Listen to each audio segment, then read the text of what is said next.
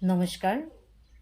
জয় মা গীতা চ্যানেলের পক্ষ থেকে আমি সকল ভক্তদেরকে জানাই আন্তরিক প্রীতি ও ভালোবাসা। আশা করি ভগবানের অশেষ কৃপায় আপনারা সবাই ভালোই আছেন। আজ আমি আপনাদের সঙ্গে সাক্ষাৎকার করছি আরেকটি ভিডিওর মাধ্যমে। শ্রীমদ্ ভগবত গীতা অর্জুন বিষাদ যুগের 8 নম্বর শ্লোক 9 নম্বর শ্লোক আজ পাঠ করা হবে। তো আপনারা সবাই আমার সঙ্গে থাকুন আর সঙ্গে একবার হরে কৃষ্ণ বলুন। ওম অজ্ঞানতিমিরান্ধস্য জ্ঞানাঞ্জনশলাকয়া চক্ষুरुन्मीलितं येन तस्मै श्रीगुरवे नमः। श्रीचैतन्यमनोभीष्टं स्थापितं येन भूतले स्वयं रूपकदामयं ददाति पदान्तिकं।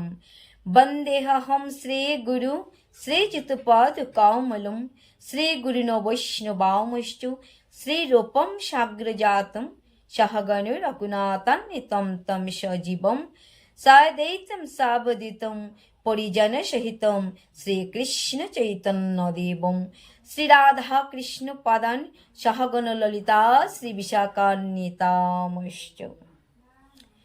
श्री गुरुदेवेर रांगा श्रीचरण বন্দনা করে আজ আরম্ভ করছি আমাদের শ্রীমদ্ ভগবত গীতা পাঠ অর্জুন বিষাদ যুগের 8 নম্বর এবং 9 নম্বর শ্লোক। আপনারা আমার সঙ্গে থাকবেন।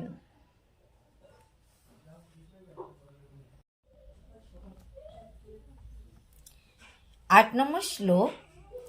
ভবান বিস্ময়শ্চ কর্ণশ্চ কৃপশ্চ সমিতেঞ্জয় অশ্বত্থামা বিকর্ণশ্চ সৌমধত্তে সদা এব চ। সেখানে রয়েছেন আপনার মতো ব্যক্তিত্ব ভীষ্ম, কর্ণ, কৃপাচার্য, অশ্বত্থামা, বিকর্ণ ও সোমদত্তের পুত্র ভূরিশ্রবা, যারা সর্বদা যুদ্ধে বিজয়ী হয়ে থাকেন। তাৎপর্য: যুদ্ধে চিরজয়ী অসাধারণ বীরদের কথা দুর্যোধন এখানে উল্লেখ করেছে। বিকর্ণ দুর্যোধনের ভাই, অশ্বত্থামা দ্রোণাচার্যের পুত্র এবং সৌমদত্তি বা ভূরিশ্রবা ভাল্লুকের রাজার পুত্র। কর্ণ অর্জুনের বৈপিত্রেয় ভ্রাতা, কেননা রাজা পাণ্ডুর সঙ্গে বিবাহের পূর্বেই কুন্তী দেবীর কুলে তার জন্ম হয়।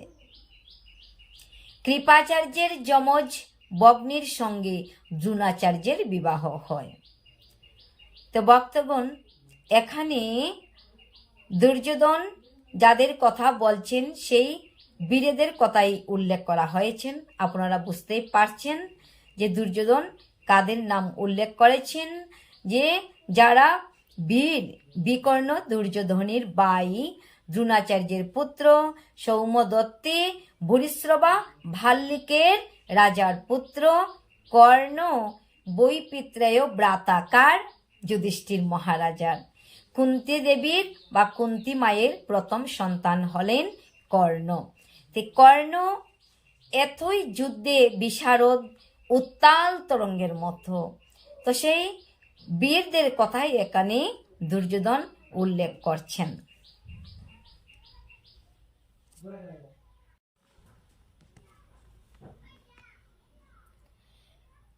9 নম্বর শ্লোক। অন্যে চ বাহু শ্রীরামধর্তে ত্যক্ত জীবেতাং নানা শস্ত্র প্রহরণা সর্বে যুদ্ধ বিশারদাম। আরো বহু বীর রয়েছেন যারা আমার জন্য তাদের জীবন ত্যাগ করতে প্রস্তুত। তারা সকলেই নানা প্রকার অস্ত্র শস্ত্রে সুসজ্জিত এবং তারা সকলেই সামরিক বিজ্ঞানে অভিজ্ঞ। তো এ স্থানে কি বলছেন? দুর্যোধন বলছেন আরও বহু বীরেরা আছেন, অনেক অনেক বীরেরা রয়েছেন, তারা আমার জন্য এই জীবনটা দিতেও তারা প্রস্তুত আছেন। আমার জন্য যুদ্ধে তাদের প্রাণ বিসর্জন দিতেও কোনো দ্বিধাবোধ করবেন না। অন্য আরও যে সমস্ত বীরেরা দুর্যোধনের পক্ষে ছিল, যেমন জয়দ্রথ, কৃতবর্মা, শল্য, এরা সকলেই দুর্যোধনের জন্য প্রাণ দিতে প্রস্তুত। পক্ষান্তরে এখানে স্পষ্টভাবে বুঝিয়ে দেওয়া হয়েছে যে পাপিষ্ঠ দুর্যোধনের পক্ষে। এখানে দুর্যোধনকে পাপিষ্ঠ বলা হয়েছে কারণ তার অন্তর পাপে পরিপূর্ণ ছিল। সর্বদা তার মস্তিষ্কে দুর্বুদ্ধি, কখনো সৎ বুদ্ধি সুবুদ্ধি তার এই মস্তিষ্কে চিন্তা করত না। কিভাবে পঞ্চ পাণ্ডবদেরকে ঠকানো যায়, কি করে পঞ্চ পাণ্ডবদেরকে হত্যা করা যায়, এটাই ছিল তার এই মস্তিষ্কের চিন্তাধারা। পাপিষ্ঠ দুর্যোধনের পক্ষ অবলম্বন করার ফলে কুরুক্ষেত্রের রণাঙ্গনে এদের সকলেরই মৃত্যু অবধারিত ছিল।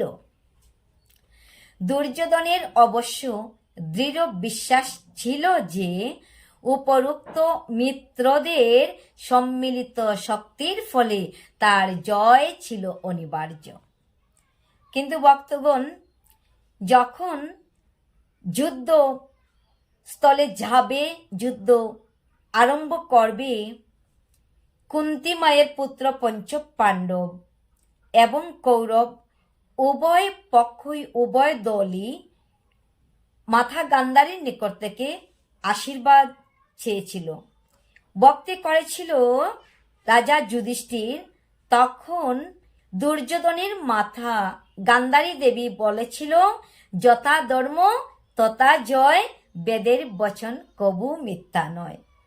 তো আমরা এই আশীর্বাদ থেকে বুঝতে পারছি পঞ্চ পাণ্ডবরা ধর্মের পক্ষে ছিল এবং গান্ধারী মায়ের পুত্ররা দুর্যোধনেরা শতভ্রাতাগণ অধর্মের পক্ষে ছিল।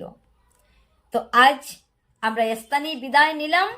আবার পরবর্তী ভিডিওর মাধ্যমে আপনাদের সঙ্গে সাক্ষাৎকার হবে।